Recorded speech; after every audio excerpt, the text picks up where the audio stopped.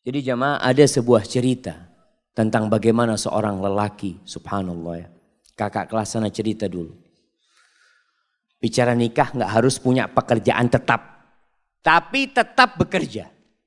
Biasanya kan orang tua bingung ngelihat, nah itu calon suamimu kerjaannya belum tetap, nah kata dia. Dia kerjanya serabutan. Alhamdulillah yang penting mau bekerja. Rizki itu tidak harus dengan bekerja jamaah. Subhanallah, ada rizki dari arah yang tidak disangka-sangka. Yang orang gak akan berpikir, ya Allah kok bisa fulan dapat rizki itu. Itulah Ar-Razzaq Dzul Quwwatil Matin. Kembali ke cerita bagaimana seorang lelaki ketika dia mau melamar seorang wanita. Itu subhanallah. Perempuan itu setiap dilamar oleh laki-laki yang lamar ini orang-orang sukses jamaah. Semuanya mundur. Karena apa? Karena orang tuanya ketika datang itu lelaki melamar ditanya, mau dikasih berapa anak saya? Di sini berapa pasarannya Ustaz? Nah, nggak tahu Ustaz. Berapa pasarannya di Banjar jemaah? Berapa? 30? Ada 50? Iya. Oh yang 50 yang bagus jemaah. Nah, astagfirullahaladzim. Jadi 20 yang pertengahan gitu. Masya Allah. Tapi memang ada, mahar itu ada mahar standar jemaah. Setiap kampung itu punya standar yang berbeda-beda. Dan itu diperbolehkan dalam agama, nggak ada masalah itu. Umpamanya umumnya 30 juta. Sudah, orang tuanya tanya mau dikasih berapa. Bingung mau dikasih berapa, ini anaknya orang kaya. Akhirnya mundur semua. Datanglah seorang pemuda, dia dengar tentang anaknya fulan ini, anaknya orang kaya ini. Dia ngomong sama sahib-sahibnya, anak mau melamar dia, siapa tahu diterima. Ya Allah, orang yang lebih sukses dari kamu mundur, apalagi kayak kamu. Nah, punya kan, ya bismillah kan, siapa tahu diterima. Berangkat dia melamar. Ini tidak harus cinta, tapi cocok. Berangkat dia. Sampai ke sana ngobrol sama calon mertuanya. Sama ditanya sama calon mertuanya. Mau dikasih berapa anak saya? Apa kata calon mertua? Kata calon menantunya, Bapak minta berapa? Oh Allah jamaah. Ini jamaah. Kamu jual saya beli. Minta berapa? Masya Allah. Karena dia memang makelar jamaah. Dia itu kerjanya maklar kemana-mana. Jadi ngomong gitu tuh biasa dia. Dia minta berapa Bapak gitu. Waktu itu sebelum Krismon jamaah. Oh zaman ini ceritanya jamaah. Kata orang tuanya berapa lah 15 juta nggak apa-apa kata dia. Cuma 15 juta paman kata dia. Subhanallah jamaah. Jangan paman. Masa anaknya Ami yang dari kecil Ami rawat ya. Ami besarkan, Ami sekolahkan cuma dihargai 15 juta. Ami anak kasih 1 miliar.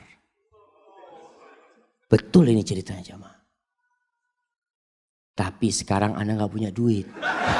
Iya memang dia gak punya duit. Artinya dia ingin ngasih gitu jamaah. Antum ketawa.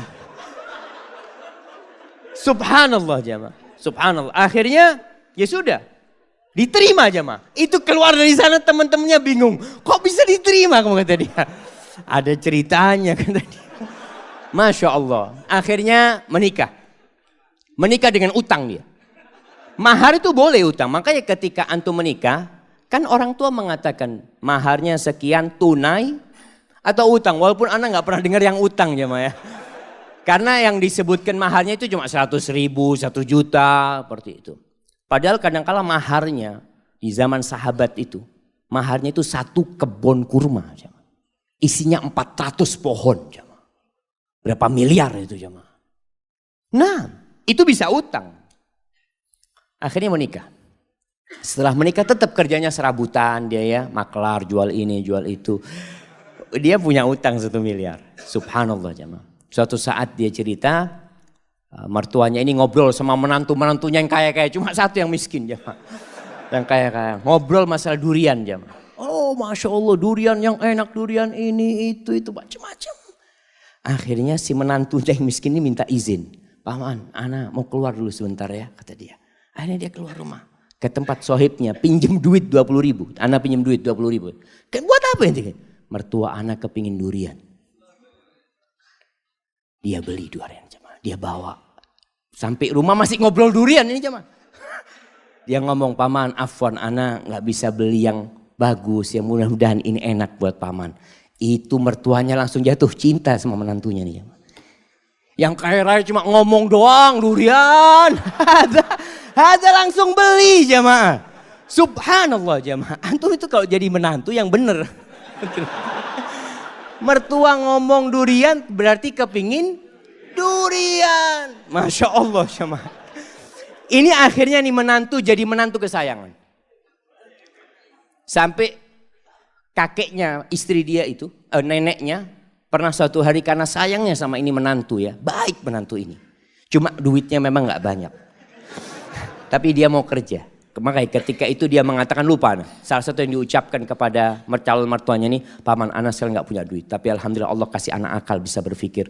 Allah kasih anak lutut. Anak bisa berjalan. Anak insya Allah akan lunasin hal itu. Subhanallah.